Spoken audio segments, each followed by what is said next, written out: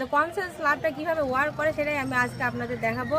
যে এই কনসেন্ট স্ল্যাবটা দেখেন, ধরে নেন এটা আমার সাপোর্ট এবং এ পাশে আমার সাপোর্ট রয়েছে এবং এটা আমার হচ্ছে স্ল্যাব। তো এই স্ল্যাবের উপর যখন আমি এই স্ল্যাবের উপর লোড দেবো তখন কিন্তু এটা কিন্তু আপ ডাউন হবে এবং দেখেন এই যে কতটা আপ ডাউন হচ্ছে, এটা কিন্তু অনেকটা আপ ডাউন হচ্ছে। এই আপ ডাউন হয়ে কিন্তু এই স্ল্যাবটা এক সময় দুই দিকের যে সাপোর্ট রয়েছে, দুই দিকের সাপোর্টের যে পাঞ্চিং শেয়ারের ফলে সাপোর্ট থেকে কিন্তু স্ল্যাবটা ছিঁড়ে যেতে পারে।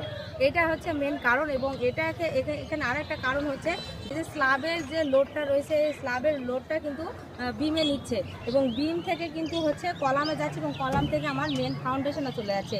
সেখানে দেখেন যেখানে এই স্ল্যাবের যে লোডটা আমার হচ্ছে বিমে নিচ্ছে, সেখানে কিন্তু বিমটা কিন্তু আমি অর্ধেক করে ফেলছি। দেখেন বিমটা কিন্তু আমি অর্ধেক করে ফেলছি, তাহলে কিন্তু এখানে লোডটাও কিন্তু আমার কম হয়ে গেল। সেক্ষেত্রে কিন্তু এখানে অনেক কিছু বোঝার আছে। সেক্ষেত্রে কিন্তু এই স্ট্রাকচারটা কিন্তু অনেকটা উইক হয়ে যাচ্ছে।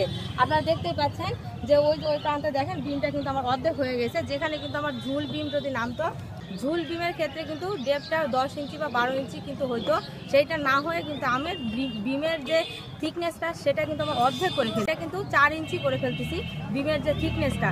এটা কিন্তু যে এই যে কনসেন্ট ছাদটা যে আপনারা দেখতে পাচ্ছেন, এটা মিস্ত্রি একদম মন গড়া, তার একটা টেকনিক অবলম্বন করছে। এখানে কিন্তু কোনো ইঞ্জিনিয়ারের কাছ থেকে কিন্তু তিনি কোনো ডিজাইন নেয়নি।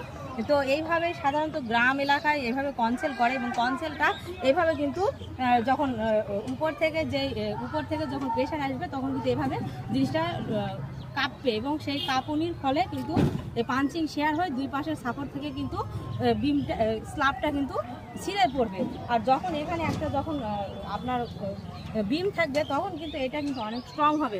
আমি এখানে হচ্ছে পাইনি, যেহেতু আমি এখানে এখানে আমি কোথাও ডাসা খুঁজে পাইনি, যে বাটামটা থাকে সেই বাটামটা আমি কোথাও খুঁজে পাইনি। তো এখান থেকে আমি একটা বোঝানোর জন্য আমি একটা কিন্তু সাপোর্ট নিয়ে আসছি এবং এটা যেহেতু রাউন্ড সেহেতু আমি হচ্ছে এটা নিচে দিয়ে বুঝাতে পারতেছি না, এর জন্য আমি উপরে দিচ্ছি।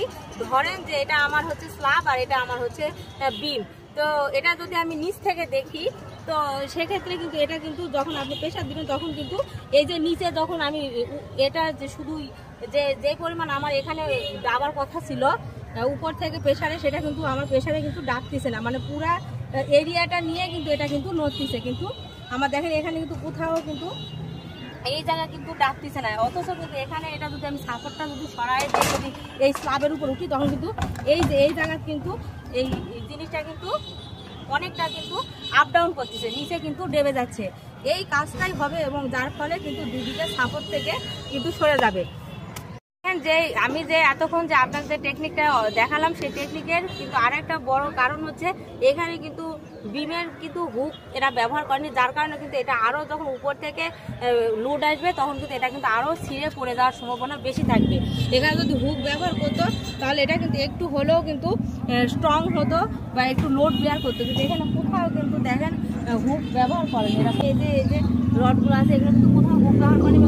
এখানে যেহেতু আমার এই হচ্ছে বিমের থিকনেসটা যেহেতু আমার কমে গেছে সেহেতু কিন্তু আমাকে এখানে হুকটা দিতে হতো 180 ডিগ্রি অ্যাঙ্গেলে কিন্তু আমাকে হুক দিতে হতো। অনেকে বলবেন যে এখানে কেমন করে হুক দিব, এই তো থিকনেস কম। এখানে কিন্তু 180 ডিগ্রি অ্যাঙ্গেলে হুক হবে এবং এই স্ল্যাবের যে থিকনেসটা আছে এখানে কিন্তু 5 ইঞ্চি থিকনেস দেওয়া আছে, কিন্তু আসলে প্রকৃতপক্ষে মেইনটেন করলে কিন্তু এটা 8 ইঞ্চি থিকনেস হবে এই স্ল্যাবের। তাহলে কিন্তু এই জিনিসটা প্রপার ওয়েতে কিন্তু মেইনটেন করা সম্ভব।